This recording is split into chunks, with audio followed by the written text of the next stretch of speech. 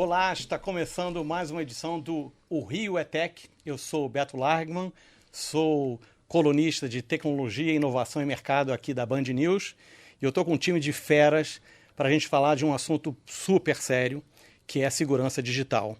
Né? A gente vai falar sobre o número crescente de ataques, principalmente no Brasil, né, que está liderando, infelizmente, o ranking de pagamentos e de ataques.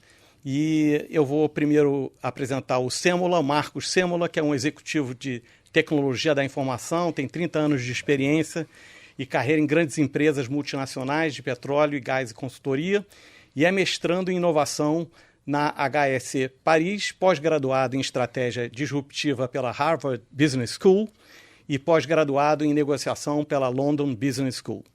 Aqui ao meu lado está Bruno Bondarovski, engenheiro de computação, especialista em marketing e em gestão pública. É o atual subsecretário de Transparência e Transformação Digital da Prefeitura aqui do Rio. Ele conduz a pauta de transformação digital, de atendimento ao cidadão, através da Central 1746, todo mundo conhece, e de transparência. E na minha frente eu estou com o Carlos Larcher, ele é engenheiro de computação, com MBA em gestão de negócios, foi diretor de TI em empresas privadas de diversos segmentos e atualmente implementa soluções de tecnologia, incluindo segurança. Eu vou começar com uma pergunta para o Sêmola. Opa. E a gente vai abrir, todo mundo pode falar. Aqui é um bate-papo para todos contribuírem. Sêmola, como é que você vê esse aumento enorme de ataques cibernéticos às empresas brasileiras, que no mundo todo estão ocorrendo, mas em especial nas brasileiras?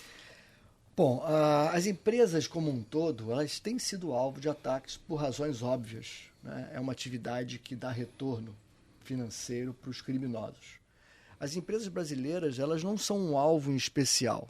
Nós sofremos o mesmo que as empresas do mundo estão sofrendo, porque elas também têm seus planos de negócio, têm seus investimentos, têm os seus compromissos em entregar aqueles produtos ou serviços e que, portanto, estão sujeitos a ceder a um grupo criminoso que se apodera de um dado ou interrompe uma operação e força essas empresas a encontrarem alternativas para retornar ou restabelecer aquele serviço ou aquele produto.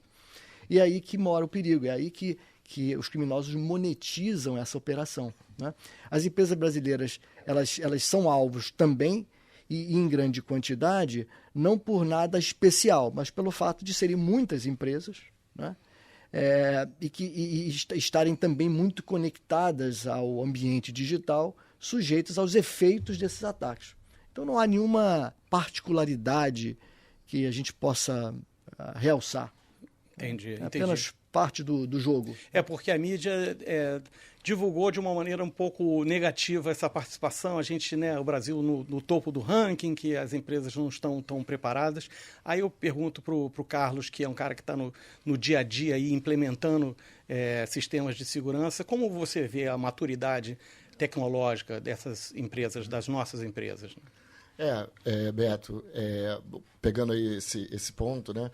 O que a gente vê, eu acho que é as tecnologias e a motivação dos atacantes, né, e o orçamento, até o número que a gente estava conversando ali, né, que esse negócio ele está em torno de 8 trilhões de dólares por ano, né, chegando a 10 trilhões de dólares em 2025. É muito dinheiro, né? A motivação econômica é muito, muito forte. E do lado das empresas, a gente vê, pelo menos nos últimos anos, a vivência que eu tive em vários lugares e conversando com muitas pessoas, as empresas têm seus objetivos de resultado, de última linha, né? Quanto que ela tem de receita, custo, despesa, etc. E é comum, nos últimos anos, que esses cortes tenham sido feitos. Eventualmente, não ter um investimento numa tecnologia, uma atualização, etc., treinamento, de tudo que precisa para proteger, ou tentar proteger um ambiente de tecnologia.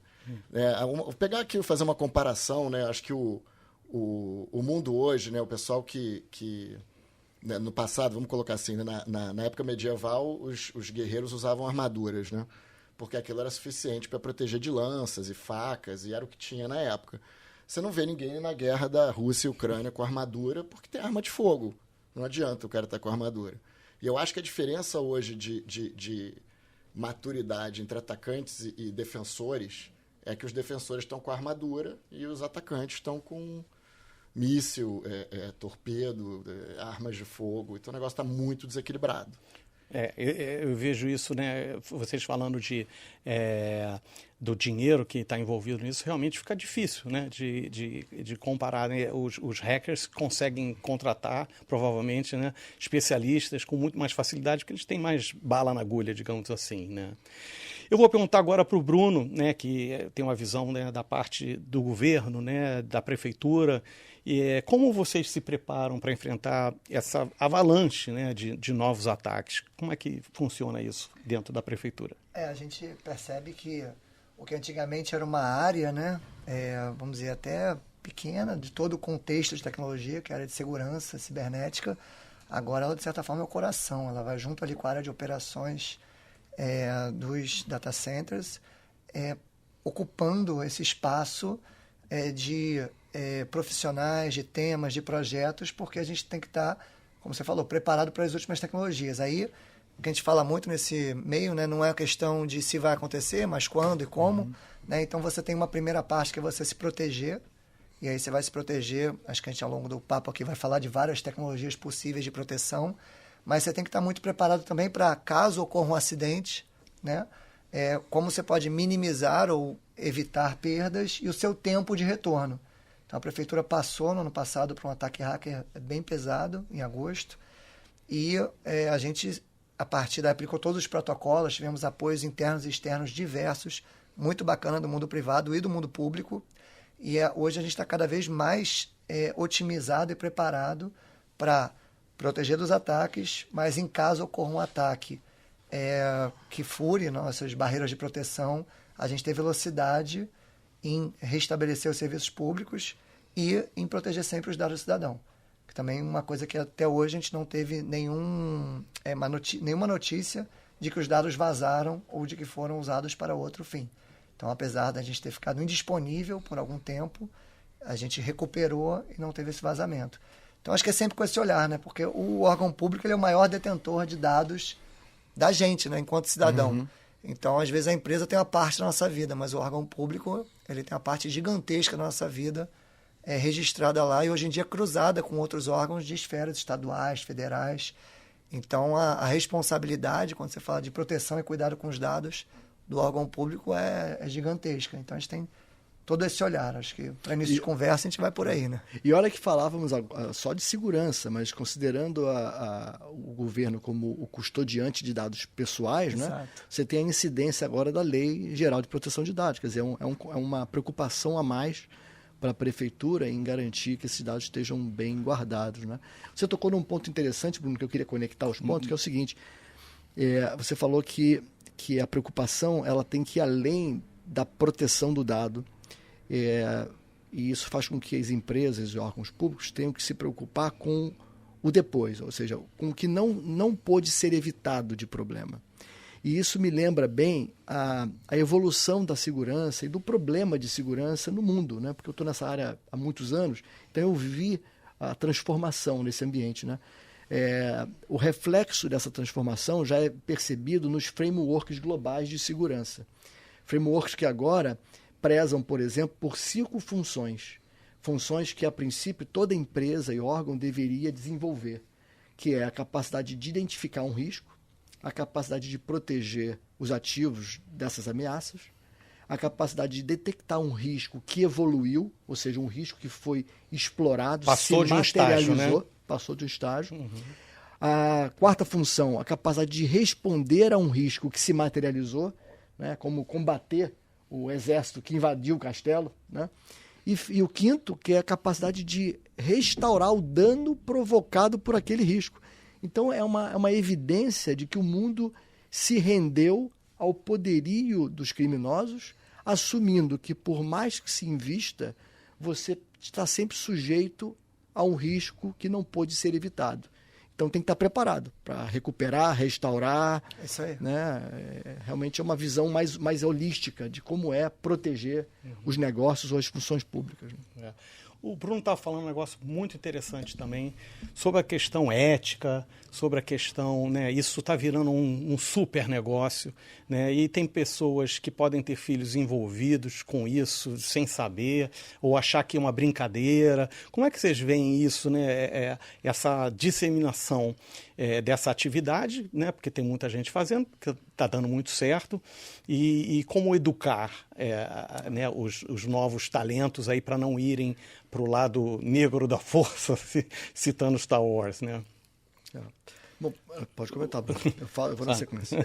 Eu ia falar o seguinte, quer dizer, quando você está no setor público, isso é muito evidente, né? Então, o ataque que a prefeitura sofreu, ela impactou, por exemplo, na compra de produtos para os hospitais, né? Porque você tem que emitir o empenho, depois tem que transferir a nota. Ela impactou na merenda escolar, porque toda semana é feita uma nova divulgação do menu para os fornecedores de alimentos poderem entregar nas escolas para ser preparada a comida nas escolas. E uma vez que isso estava, de alguma forma, inativo, inoperante, você não conseguia passar novos cardápios, os fornecedores não podiam se preparar, não podiam entregar. E aí vai, o pagamento de benefícios a quem está com extrema necessidade. Tudo passa por sistema. Então, acho que tem que ter uma compreensão que alguém que invade um sistema, né? Porque é aquele negócio, na nossa memória dos filmes dos anos 90, né, os anos 2000, quem invadia sistema é que ele conseguia entrar na NASA, conseguia entrar na empresa tal. Era como se fosse um desafio pessoal de alguém que estava iniciando na computação. Mas hoje os prejuízos à sociedade são da ordem criminosas. O Carlos estava falando mais cedo, né? Impacta em vidas, porque você está falando de saúde, de educação, de assistência social, de distribuição de benefícios. Então, quem está envolvido com isso tem que perceber o tamanho da complexidade e da responsabilidade que é prejudicar um órgão público ou uma empresa, enfim, que lida com questões de todo jeito, ou que não lida, porque tem empregos, tem toda uma estrutura, mas tem uma dimensão aí muito prejudicial e muito criminosa mesmo. A pessoa não pode dizer assim, só fiz uma parte da história, né? A pessoa está participando de um crime que ultimamente pode levar à perda de vidas. O Bruno tocou num ponto interessantíssimo, porque me parece ser um problema cultural e geracional. Vamos pensar no seguinte, nós fomos criados num ambiente com a influência de filmes, músicas, notícias, né? E quando a gente entendia que algo era proibido ou era ilegal, estava associado ao porte de armas, né? À violência, muito física, muito física. As novas gerações estão num mundo muito menos físico, muito mais digital e virtual do que nós um dia imaginávamos. E os crimes que hoje são praticados, em sua grande maioria, estão no ambiente virtual. Então, quando você virtualiza o crime e você tira da equação a arma, a violência, que são sinais evidentes de ilegalidade ou de crime, e você joga isso para o virtual, fica mais difícil para os jovens perceberem a similaridade daquela atitude. Então, enquanto um menino entrava numa loja de conveniência e subtraía lá um bombom, não é? E que aquilo evidentemente na cabeça dele era contra a lei, ele hoje pega o usuário e senha de um coleguinha, né? Invade o sistema dele e subtrai um documento. Com a naturalidade, como quem não percebe nisso o mesmo problema da subtração do bombom. Então, é um problema, né, de cultura e de modelo mental. Vou pegar o que você está falando, Samuel, um pouco do que o Bruno colocou também, né, tentando também aqui conectar. Eu estava tendo conversa com o pessoal de geração mais nova e tentando explicar, né, para pessoas que queriam ver uma série que ainda não estava no Brasil, ou um filme legal que saiu. E assim, a nova geração tem muito essa bandeira, né, de pegar o que é certo, né, pessoas que não comem mais carne, preocupadas com os animais, não sei o quê. E eu estava vendo ao mesmo tempo essa nova geração insensível a o que seria um ato de pirataria. Não percebe. Que é pegar um filme que tem direitos autorais e não se preocupar em baixar. E aí eu falei assim, olha, até o exemplo que eu estava dando, eu falei assim, igual você entrar numa loja e pegar uma bolsa, e pegar um computador, um crime igual, só que ele está no meio digital. Não físico, Não físico. Agora, isso fica meio lúdico, né? Fica meio que, sei lá, talvez mais suave, mas não é. Não é. E pegando o que o Bruno falou e dando exemplos de situações de instituições de saúde, sejam laboratórios, né, que dão resultado de exame, hospitais, você tem pacientes que estão eventualmente com prontuário, a equipe médica não sabe o que dá de remédio, o cara pode ter um problema real ali em curto prazo. E a verdade é que os atacantes não têm um código de ética até onde ir, não tem limite, né? E, Sêmola, existe algum dado de onde atuam essas gangues e, sei lá, os hackers? Eu li que existem meio que corporações mesmo, que o cara vai lá todo dia, tem um horário de trabalho, que ele tem um ganho conforme o número de acertos. Estão aonde? Estão no Brasil? Estão no Irã? Estão em Israel? Estão nos Estados Unidos? Eu sou muito de russo, né? Pirataria russa, digital, mas isso é verdade? Onde estão essas... Bom, qualquer coisa que eu diga é baseada em múltiplas fontes cuja confiabilidade é duvidosa, porque não há nenhum órgão que concentre informações sobre criminosos, nem tampouco quanto eles faturam. Mas o que a experiência nos mostra e os vários canais de informação? Primeiro, que existem múltiplos fatores que motivam alguém ou um grupo de pessoas a praticar um crime, né? Você tem desde os jovens que querem se provar bons programadores ou bons hackers e não tem nenhuma intenção de provocar dano, mas veem um glamour naquela atividade, né? Há outro extremo, são grupos organizados, estruturados, com governança, com investimento, com análise de retorno sobre esses investimentos e que definem alvos baseados no seu poder de retorno. Tão simples quanto isso. Quase como uma empresa definindo em que produto ela vai lançar, baseado no potencial de venda, na receita, na margem, né? E aí, no meio desse negócio, tem uma série de outros agentes que praticam variações dos crimes. Então, eu vi há pouco um documentário numa dessas TVs que mandam de streaming, né? É um documentário que um jornalista estudando uma empresa israelense que há mais de 10 anos conhecidamente atuava praticando golpes financeiros. E essa jornalista vai a fundo. E o que ela descobre é o seguinte: é uma empresa que, como toda, contrata profissionais. Obviamente a remuneração é muito atraente, né, porque a empresa é muito lucrativa. Essas pessoas vão para um escritório, como se fosse um call center, e o que elas fazem é ligar para várias pessoas de vários países, vendendo um serviço financeiro de consultoria, prometendo, obviamente, um retorno estratosférico, né? A cada 10 ligações, talvez uma pessoa ceda aqueles argumentos comerciais e transfere o dinheiro. O que a empresa faz é não investir dinheiro em lugar nenhum. Ela pega o dinheiro e desvia para os donos, né? E ela é uma empresa baseada num site bem produzido, com, obviamente, informações adulteradas, mas com imagens bem feitas, com depoimentos, entre aspas, criados para transmitir confiabilidade. Ou seja, é um modelo de fraude baseado no volume, né? Volume, uma vontade que as pessoas têm em ter retornos maiores do que a maioria, né? E aí elas tomam riscos, às vezes, desconhecidos.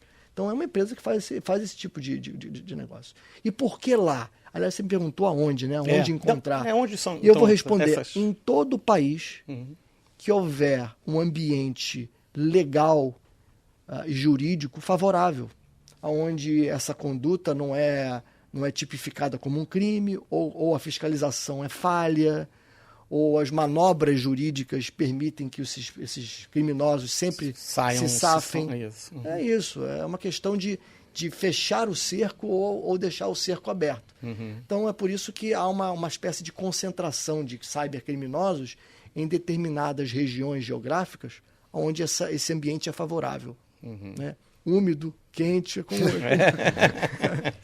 Engraçado que ontem eu fiz uma participação aí no jornal Band News e eu saí do estúdio e recebi um telefonema e estava indexado lá com o número do meu gerente do Bradesco. Eu consultei o Carlos e ele me explicou a história depois, dizendo que tinha sido feito um Pix num valor de R$ 2.999, que se eu estava sabendo disso, eu não estava sabendo de nada. Eu falei, não, isso não. E eu estava meio, né, saindo do estúdio, conversando com as pessoas, naquele momento propício para fazer uma besteira, né? Né? Então, eu vou passar a ligação para o seu gerente, aí você vai passar os teus dados, não sei o quê. Achei aquilo esquisito, passar os dados do meu gerente. E acabou que eu não atendi, eu não esperei, eu fiquei em espera e acabei desligando. Né? Nesse mesmo momento, o meu filho também, que é correntista, ele recebeu a mesma ligação do mesmo gerente com a mesma situação. E aí eu aprendi a palavra spoofing, né? Que aí Carlos, por favor, explica aí, porque os golpes são tão variados, tão criativos. O que é o spoofing, então? O termo spoofing, ele é usado para você, né, quando uma pessoa, no caso um atacante, quer se parecer com o outro, né? Então o IP spoofing, ele vai aparecer com um IP que não é dele, um número de telefone, né? Fazer um spoofing com o número de telefone e ele mostrar o telefone do seu gerente, quando na verdade ele não está ligando o telefone do seu gerente. Porque então, você recebe um telefonema que está lá o nome, né? Você acredita que aquilo, né, é impressionante, né? E olha só, Beto, tem uma coisa importantíssima para a gente falar para a turma que está nos assistindo, nos ouvindo, né? É que existem ainda ataques com técnicas muito sofisticadas e ainda existem ataques com técnicas pouco sofisticadas. O blind phishing, né? E na verdade, elas têm um modus operandi diferente, mas ambas geram resultado. Porque a gente está hiperconectado. Se o indivíduo cria um phishing mal feito, mal escrito, num e-mail sem vergonha, que ele criou agora no Gmail, e ele manda para 10 milhões de pessoas, ele talvez tenha ali uma audiência, mesmo que a qualidade seja ruim, mas o percentual de pessoas distraídas, ambiciosas, que caiam, é o suficiente para produzir o resultado que ele precisa. Outros grupos já vão para o outro lado, né? A sofisticação, o spear phishing, ele estuda o alvo, ele tem muito bem o entendimento da dinâmica daquele alvo para produzir o resultado que ele quer. Então nós estamos assim numa selva, tá? É uma selva que se o leão não morder, é o jacaré, o hipopótamo, a coisa está complicada. E aí, pegando isso daí só para ficar alerta, né? Eu passei por isso. Eu estava até conversei com o Beto, né? Eu estava numa das empresas que eu passei, eu recebi um e-mail do meu chefe, teoricamente, com um arquivo anexado, pedindo para eu imprimir, assinar urgente e devolver. Só que, né, por sorte, né, o e-mail realmente parecia vir do meu chefe, mas a gente estava usando contrato digital e não faria sentido aquele negócio. Né? Eu até abri na rua, no celular, na hora eu falei assim, que caramba, né, o e-mail do chefe você quer responder logo e tal. E aí, na verdade, depois eu me toquei e falei, não faz sentido nenhum. E aí você vê, na verdade, isso, né? Quer dizer, os caras estudam, vê quem está lá. Na hora que ele faz o spoofing, ele bota o nome do chefe, então assim, tem que estar realmente muito atento. É muito difícil. Aí a gente não, porque a gente está entrando agora numa nova fronteira, né? Que é a fronteira da inteligência artificial. Exatamente o que eu ia falar. Aí é o caos. E agora, quer dizer, pelo meu sobrenome ser um pouco diferente, meus pais recebem semanalmente mensagens do WhatsApp de alguém que pegou imagem minha na internet e manda mensagem para ele, semanalmente. Às vezes mais de uma vez por semana. Então já estão escolados também. Mas a gente já sabe que com inteligência artificial você consegue facilmente mimetizar uma voz de uma pessoa a partir de uma entrevista que ela deu, né? E aí emular isso. Já consegue fazer, mas ainda não está tão bem feita a parte em vídeo, mas em algum momento vai ficar fácil. Vai ficar, Então, até os mecanismos que a gente usa, né? Quando a gente diz assim, se você receber uma mensagem de algum familiar ou amigo seu pedindo dinheiro, liga para a pessoa. Mas a pessoa eventualmente vai mandar um áudio ou vai responder a ligação e vai ficar mais arriscado ainda. Então, a gente vai ter que começar a fazer uma educação às pessoas para elas criarem algum tipo de codificação com seus familiares e amigos para quando a pessoa receber uma mensagem, um spoofing, se passando por ela, pedindo alguma coisa, em geral dinheiro, né? Em geral são situações desesperadoras, e aí a mente humana tem essa característica, ela funila, né? Você fica com a visão túnel, um pensamento focado, e você só vê ali um filho pedindo alguma coisa que ele precisa, uma pessoa que você gosta necessitada, uma urgência de trabalho, e você não pensa em mais nada, é natural do ser humano. E estão se sofisticando os mecanismos de se passar para outra pessoa com áudio e vídeo, que era até agora vamos dizer... Era a última fronteira. Era a última fronteira. Então agora você vai ter que ter também uma capacidade de colocar codificações que só aquelas 2 pessoas saibam, né? Que nem a gente faz com chave de criptografia, chave pública e privada, senhas e tal. Você vai ter que ter senhas entre os seus familiares para poder evitar esse tipo de coisa. Porque as quadrilhas estão se especializando. Então elas têm também uma série de pessoas trabalhando para que isso aconteça, né? Não acontece sozinho. Aí volta a dimensão anterior, né? Alguém acorda de manhã, senta no computador ou no telefone e faz esse movimento de tentar enganar outra pessoa. Então tem um trabalho aí também de falar sobre isso para as pessoas fazerem outras opções das suas vidas, mesmo que eventualmente menos lucrativas, mas menos arriscadas e menos prejudiciais aos outros, né? E só um comentário, Beto, que eu estava aqui ligando com o Bruno. A gente falava no aquecimento sobre a higiene da segurança, né? E a gente usa muito essa palavra para associar a higiene corporal que a gente faz. Profilaxia, né? Ninguém precisa te dizer que você acorda tem que escovar o dente, né? Aquela coisa entrou na cultura. Está na hora da gente estabelecer uma cultura mínima de segurança para o indivíduo. É por isso que esse assunto tinha que ir para as escolas. Isso, né? É o tal do letramento digital. A gente, eu falei isso ontem, né? A gente, para falar, a gente aprendeu o português, a língua portuguesa. E a gente está falando a língua digital, só que a gente nunca estudou, né? E ainda mais, quanto mais velha a pessoa, mais dificuldade, né? Então tem que ter um letramento digital para todas as faixas etárias, né? Porque os filhos, eles são bons em mexer, manipular, eles aprendem rápido, TikTok é tudo super rápido, mas eles não têm um filtro, né, da vivência, né, da experiência, e a gente tem isso, mas a gente é meio devagar também em pegar, então a gente tem que ter meio que uma cartilha de procedimentos, né, e introjetar isso. Agora, o difícil é que a gente aprende a escovar dente, a gente tem uma boca, por enquanto, pelo menos só vai ter uma boca, né? Quem sabe no futuro. Então, assim, já sabe, tem que escovar dente. Agora, o mundo digital é tão dinâmico que essa cartilha tem que fazer um update quase que diário. Isso aqui é uma tarefa hercúlea, né? É por isso que eu falo muito na expressão back to the basics, que é o seguinte: existem coisas realmente que são muito eficientes há muito tempo e continuam eficientes. Vamos pegar um exemplo aqui do que você deu, né? Ou do phishing. Você recebeu um e-mail, você recebeu uma ligação, whatever, dizendo alguma coisa. Por que você acredita naquilo? Primeira coisa, desconfie de tudo, né? Assume um status quo de desconfiar de tudo que te apresente. E aí você vai verificar na fonte. Então, se você recebeu um e-mail com uma história belíssima contada do teu banco, você, tudo bem, desconfia, vai até o banco. Ou seja, não pessoalmente, mas vai no browser, acessa o seu banco com as tuas credenciais e verifica se lá realmente aquela informação que veio por e-mail condiz, né? E senhas, que ainda nós estamos vendo isso, apesar dos estudiosos dizerem que nós estamos próximos do passwordless, que é acabar com a senha, né? Isso aí, tomara que isso venha logo. Mas o fato é que, se as pessoas continuarem usando as mesmas senhas para serviços distintos, que oferecem níveis de proteção distintos, ela compromete o todo. Então é uma coisa básica, né? Escolhe uma senha diferente, escolhe uma senha complexa, poxa, já que a gente tem que conviver com elas. Isso é o básico. E a gente não faz, né? Não faz. Quer dizer, eu faço, né? Agora, então, vamos pegar um pouco o que o Bruno falou de inteligência artificial, de novas tecnologias. Isso ajuda mais aos hackers ou a quem está se defendendo? Para mim, essa aqui isso. Para os dois. A ferramenta está ali, né?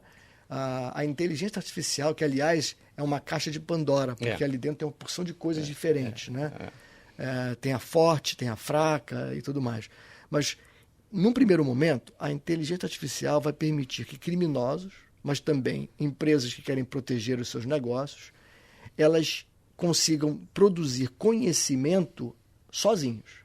Conhecimento pela vivência, pela experimentação, pelo monitoramento de como dados são utilizados, pessoas e sistemas acessam esses dados. Então, a intenção é construir conhecimento pela experiência e converter esse conhecimento em ações. No caso das empresas de proteção, no caso dos criminosos, de ataque. Então, é Tom e Jerry, é a brincadeira do gato e rato. Doping, antidoping, Tom e Jerry, esse é o tempo todo, né? Alguma coisa que eu vi, acho que foi essa semana, né, que você também está tendo um movimento agora de união, né? Tem até a última feira de segurança aí que teve, falava, né, juntos somos mais fortes. E a Europa está começando a criar entre os órgãos do governo troca de informação de segurança. Então, incidente... Essa é a boa notícia. Pois é. É a Convenção de Budapeste. O Brasil assinou agora, é membro da convenção. Então o Brasil está incluído também. Já está nesse mês agora, em maio, né? O Brasil aceitou e entrou na convenção, assinou, é um signatário da convenção. Tem 60 países e a intenção é trocar conhecimento de inteligência contra o crime, né? E aí realmente fica tudo mais fácil, você aprende com os erros dos outros, você dissemina a tua experiência, inclusive permite ações multigeográficas, vamos dizer assim, né? Trocar informações sobre procurados, criminosos. E que é uma limitação, né? Porque você tem o conceito da jurisdição, né? Alguma autoridade brasileira não pode começar a atuar nos Estados Unidos, num país da Europa, tem que trocar, enfim. E do lado de lá, pegando até aquela pergunta que você fez das organizações, né, para o Sêmola, você tem hoje um monte de ferramenta as a service, igual a gente usa e-mail como serviço, etc., software como serviço. Você tem ferramentas de ataque e invasão como serviço também. Então, assim, do lado de lá, o negócio está muito avançado. Acho que a gente precisa, do lado de cá, né, se unir e todo mundo fazer o dever de... Primeiro, se conscientizar de que o mundo mudou. Acho que essa é a primeira coisa, né? E começar a realmente fazer o dever de casa, a higiene aí, que vai ser diária, né? Até bom o termo higiene, que é o que a gente faz todo dia. E mais de uma vez por dia. Então, assim, nós como indivíduos, empresas, órgãos públicos... Acho que todo mundo tem que atuar nesse novo mundo aí mais hostil, né? E quais são os ataques mais bem-sucedidos, você, na tua experiência com as empresas que você faz consultoria? Qual é a maior vulnerabilidade das empresas? Então, ou varia de tamanho, ou tipo de empresa? O que eu ia falar? Eu estava até falando aqui no aquecimento, Beto, que todo lugar que eu vejo uma estatística e eu tento conciliar as estatísticas, elas não batem. Então, assim, e aí depende um pouco de quem está publicando aquela estatística. Mas... É muito comum, assim, vou dar alguns exemplos do que eu já vi como os elementos de maior vulnerabilidade. Um deles é a identidade, porque um atacante ele pode querer ultrapassar as barreiras de um firewall, né, que é um equipamento de proteção, invadir a rede, etc. e tal, ou ele vai atrás de uma credencial que ele se loga e entra. Então, como que ele se loga e entra? De repente, ele vai ter um vazamento num site de, sei lá, compra de algum serviço na internet que vazou, porque ele não teve... A disciplina de segurança e por acaso ele encontra um e-mail de uma empresa que ele testa sem e entra. Então ele tem menos esforço. Então essa parte de identidade, credencial é muito utilizada. Não só para entrar, como dentro das empresas, você tem até tecnologias hoje, né, considerando que, e acho que hoje a indústria toda já considera que em várias fases de proteção em camada, o que você faz para o atacante não entrar? Mas uma vez, vamos assumir que ele entrou, como é que eu dificulto a vida desse cara? Então, tem soluções hoje que espalham credenciais falsas pela rede para ele pegar achando que é uma coisa boa para ele. Quando ele usa, a empresa percebe que ele está lá ele fica identificado, já segura aquele cara, já rastreia. Exato, né? Só, tem um cara ali tentando usar. Então, identidade é algo muito importante. Tanto que tem o segundo fator de autenticação. Mas como vai o gato e rato, né? Já tem os ataques de phishing que fala, não, você que entrou aqui, agora se credencia aqui. Aí, na verdade, ele está pegando o teu segundo fator de autenticação para entrar como se fosse você. Então, assim, não vejo fim, não vejo uma luz no fim do túnel. Você imagina por exemplo, no caso de um órgão público, né, o governo federal tem 600 mil servidores, né? A Prefeitura do Rio tem 100 mil servidores. Então, o trabalho de você... educar também essas pessoas todas para elas saberem até onde elas podem ir, né, com a privacidade delas, a identidade delas, não fornecer seu login, sua senha a outra pessoa. Às vezes, diante de uma pressão por alguma coisa que é urgente, que tem a ver com um benefício público, ou anotar num papel, deixar em cima da mesa, ou usar a mesma senha, porque hoje uma das técnicas é você ter que mudar a senha de tempos em tempos. Né? Mas se você tem login em tantos sistemas e todo mês você tem que criar uma senha, as pessoas começam a ter que lógica que eu vou fazer na minha cabeça para todo mês eu criar 3 senhas novas para eu lembrar ou não anotar. Então a gente também tem várias dificuldades de como lidar com as pessoas para elas lidarem com a tecnologia. Né? E quando você lida com servidores públicos que estão de todas as idades, de todos os espectros, atuando nas mais diversas frentes, que às vezes aquela frente daquela pessoa não é crítica, mas ela tem uma senha para o sistema.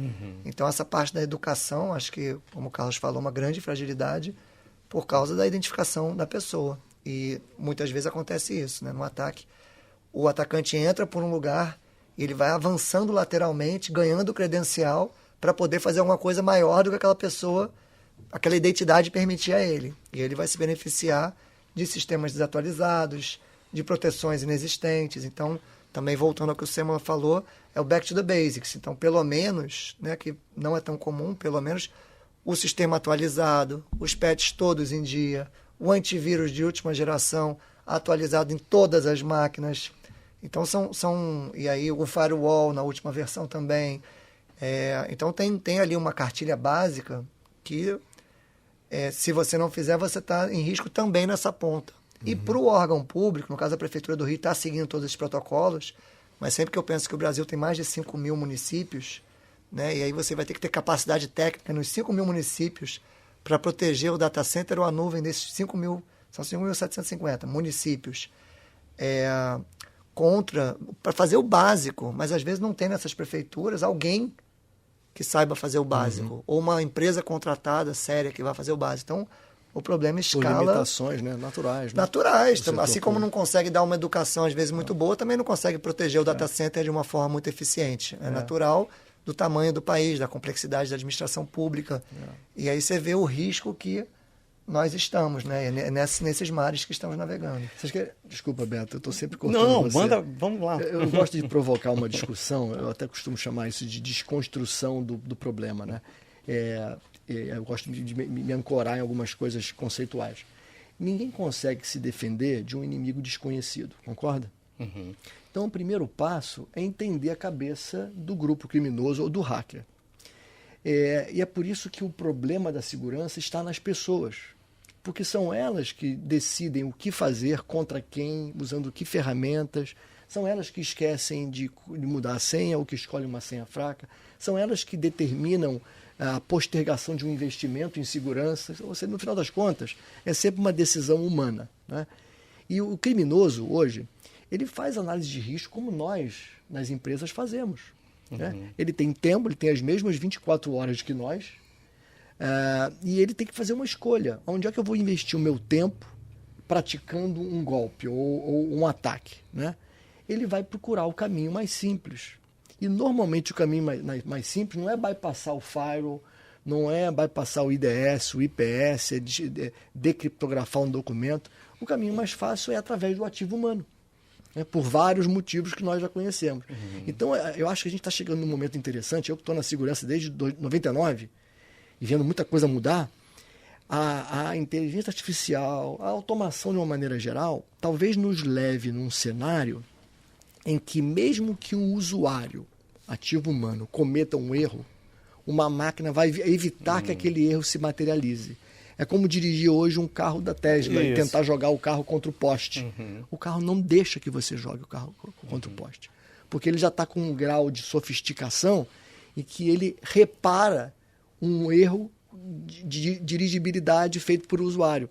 É aí que a gente tem que começar a brincar, o Bruno. Eu acho que tem um outro ponto também que a gente está vendo na coisa da transformação digital. Que com a transformação digital, muitos usuários, vamos dizer, da rede, vão deixando de ser usuários da rede e passam a ser usuários de sistemas que eles são só login e senha de um sistema, que ele não tem muita possibilidade naquele sistema, né? Então... Dá um exemplo para os ouvintes aí. Não, por exemplo, se você tinha que logar no sistema para você ter acesso ao seu editor de texto, a sua planilha, que estava lá logado como um software. Mas hoje você entra na nuvem e você só tem aquela opção. Ou editar um texto ou editar uma planilha. Então aquilo ali não te dá acesso a mais nada. Se você tinha, por exemplo, um sistema de multas que você logava na rede para acessar um sistema de multas, para qualificar aquela multa ou responder um recurso de multa. Hoje em dia você acessa um sistema diretamente que o seu login e senha não está entrando em rede nenhuma, está entrando num software as a service de um sistema. Então também a gente está diminuindo, acho que a transformação digital faz um pouco isso. Reduz a superfície de contato, na medida, a gente chama de superfície de contato tudo que pode trazer fragilidade para o seu sistema, sejam máquinas, pessoas, enfim, conexões externas, né? tudo que está fragilizando a sua segurança. Então, na medida que você começa a colocar os usuários com menos acesso à sua rede, como no seu Active Directory lá do Windows, né? Quer dizer, ele começa a ter... O que essa pessoa faz na sua organização, na sua empresa? Não, ela faz esses 3 processos. Se esses 3 processos ela faz através de um aplicativo no celular, ela já é menos uma superfície de risco. Então, também acho que a gente começa... Você reduz a superfície de contato, né? É o Zero Trust, gente. É o conceito... É isso que você falou. Né? Exatamente. É o conceito de que você mesmo... Como nós fomos aqui convidados para esse bate-papo. Alguém nos esperava ali na recepção. Nós nos identificamos com o nome. Mas não é porque nós estamos aqui dentro que nós podemos ir a qualquer lugar. Ou mexer em qualquer coisa que esteja aqui dentro. Certo. Então, uma vez aqui, você começa a ter credenciais extras para ter acessos extras. Diga lá, Carlos. Não, só falando o seguinte, que o Bruno estava falando, eu fui pensando aqui, né? Como realmente a situação não vai ser fácil. Porque... num ponto é verdade que você está tirando a pessoa do acesso, ela está acessando uma aplicação web, está mais distante dos ativos de rede. Por outro lado, você tem a vulnerabilidade do desenvolvimento das próprias aplicações web. E aí você tem lá a lista do o VASP Top 10, que são as 10 vulnerabilidades de aplicações web mais conhecidas e exploradas. SQL Injection, etc. Então, assim, na verdade... Se ficar o bicho... Eu acho que assim, de novo, eu acho que eu até fiquei mais animado aqui quando o Bruno estava falando, falei, pô, realmente, acho que assim vai... Aí depois eu me lembrei que não. E a verdade é que é o seguinte, acho que independente do caminho que a gente vai escolher, a gente vai ter que cuidar das vulnerabilidades daquele caminho. E até como o Sêmola estava falando, tudo isso é um empreendimento humano, e o humano é falho. Então o código, a programação vai ter falha. Então ele vai pela programação, a senha ele dá para o amigo que está de férias. Pô, pediu só para provar um negócio aqui, aí tem mais... Aí já acabou. Ele perdeu o controle. Então, é isso, assim, não vai... vai ser animado. Acho que os próximos anos aí vão ser bem animados, Beto. A gente está com meio que o tempo acabando. Eu queria aproveitar, então... E pedir para cada um de vocês darem os seus... São um time de feras aqui, de segurança digital, darem os conselhos, tanto para empresas quanto para pessoas, né, para a sua segurança digital. Você falou de higiene, mas vamos voltar a isso, que isso é legal para as pessoas introjetarem. Até eu tenho que introjetar isso. Vamos lá, Carlos, começa por você. Eu vou deixar aqui, então, uma reflexão para tocar, né, quem está ouvindo, fazer um exercício. Tocar no coração. Porque assim, a gente fala aqui de muitas coisas, talvez são mais de redes corporativas. Então, eu vou fazer o seguinte. Imagine você com seu celular aberto porque você está mexendo nele. Então, ele não está travado, está ali, aberto. Você está na rua e alguém passou e levou aberto. E agora? Então, assim, o que vai acontecer dali para frente, que é um incidente, tem a ver com a tua preparação. Os aplicativos lá dentro estão fechados, estão abertos. Você sabe o que tem lá dentro de cartão de crédito, de acesso a banco? Tem um RAP que já está autorizado para pedir? Qual o tamanho do estrago? Como é que você fecha? O que você cancela? Então, assim, reflete um pouco sobre isso e começa a se preparar e sabendo que isso vale para o celular, vale para os seus acessos, vale para as suas senhas, vale dentro da empresa. E o problema vai só ficando mais complexo. Quanto mais complexo, mais vulnerabilidade. Então, acho que esse é o exercício que eu deixo aí para as pessoas. Já sei o que eu vou fazer. Vou usar o meu Nokia 5120, que não tem nada. Eu tenho uma dica para esse problema, tá? Eu estou protegido dele. Depois eu dou a dica. Então, agora, não, sua vez agora. Mas essa dica é muito prática. Eu vou numa dica mais estruturante. Depois eu volto nessa. Tá bom. Que é a seguinte, olha só. A gente está falando de uma atividade criminosa que está crescendo. E ela não cresce por acaso. Ela cresce porque o retorno monetário é grande. E é grande porque as empresas, que são a grande maioria das fontes de renda desses criminosos, não estão fazendo o feijão com arroz. Eu vou trazer uma estatística para mostrar, e com ela espero tocar no coração dos líderes e que eles possam mudar o comportamento, porque, como dizia Einstein, né, louco é aquele que espera um resultado diferente fazendo sempre a mesma coisa. Né?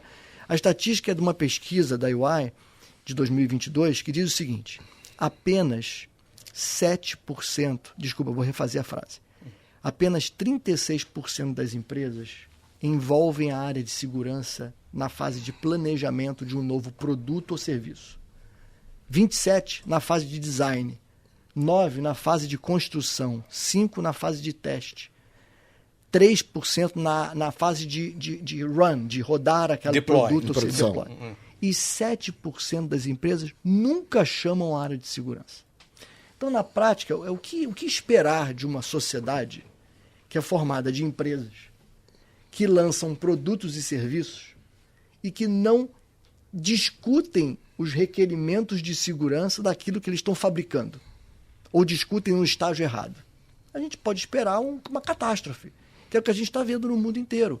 Produtos sendo lançados de toda a ordem, especialmente de OT, né, de tecnologia de operação, que é um problema muito maior que vem por aí, que lança com o propósito de fazer funcionar, mas não pensa nos danos ou nos riscos introduzidos por um produto mal desenhado, sem o componente de segurança. Então é isso.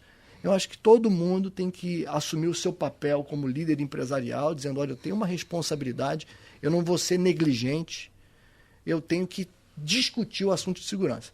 E eu não tenho nenhum problema com aqueles que discutam e decidem investir menos ou mais. Aí é uma decisão de apetite e de risco. Cada um tem o seu. Agora, tomar risco à revelia, né, ou de maneira negligente, imprudente, aí é outra história. E para o cidadão comum? Cidadão comum, eu vou pegar para carona no Carlos, tá bom. É um Fica à vontade. É um problema real. É um prazer. Se a gente já falando da plataforma Apple, né, tem uma função da nova versão do iOS, que eu já habilitei no meu, que é o seguinte: você pode criar uma automação, que eles chamam de shortcut, é um atalho, uma automação, que faz com que quando você abra determinados aplicativos que você seleciona, ele automaticamente bloqueia a tela. Então você tem que desbloquear 2 vezes para usar um aplicativo de banco. Você abre a primeira vez, e quando entra, ele executa a automação. Então, essa chance de alguém pegar o telefone no ponto de ônibus ou esperando um Uber, com ele aberto, isso acaba. Porque ele vai tentar justamente entrar nos aplicativos mais importantes que você botou na lista. Aí ele bloqueia. Ótimo. E para Android não? Será que tem? Tem também. Eu pesquisei já. Tá. Tem. Ele tem a pasta segura, você consegue fazer a mesma coisa, e aí fica aqui de novo para tocar o coração. A função está lá, a tecnologia está lá. A pessoa estudou, que configurou antes do incidente. Então, Mas tem coisa mais simples, Bob. Pensa o seguinte: cartão de crédito, quantas pessoas dão o cartão num estabelecimento e não botam uma fita crepe atrás para tampar o código de segurança, que é desnecessário para uma transação presencial, mas é a chave para ele poder clonar e usar. É o básico, é escovar o dente. Brunão, e você, da sua vivência aí de setor público, o que você fala para o setor público? Você já falou bastante, legal, mas se puder fazer uma revisãozinha, eu acho, como se preparar para esse futuro. Eu acho assim, primeiro, acho que resgatar algumas coisas que a gente já falou, né? Que o Semala falou, sempre ir lá conferir, né? Porque para alguém abrir um site chamado iptudorio.com, a pessoa pode abrir e a pessoa pode cair, né? E aí não vai ter mecanismo internacional de inteligência artificial que faça você descobrir que você está caindo num golpe. Então é sempre incluir, acho que quando a gente criou a dupla verificação de senha, a gente incluiu esse conceito de dupla verificação para tudo. Foi o exemplo que você deu agora do iOS também.